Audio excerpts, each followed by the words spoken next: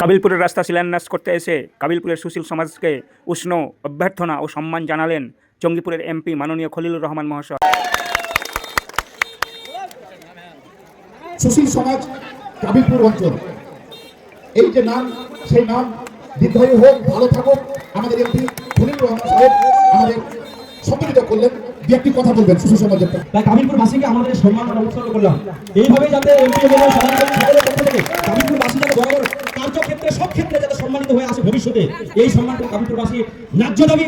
আশা করছি পরবর্তীতে আমরা মাননীয়দের পক্ষ থেকে সেই সম্মান আমরা পেয়ে আসবো ইনশাআল্লাহ। ধন্যবাদ জানাবো, একটা হাততালি চাইবো কাবিলপুরের সমস্ত মানুষের জন্য যাকে আপনাদের জয় হয়েছে।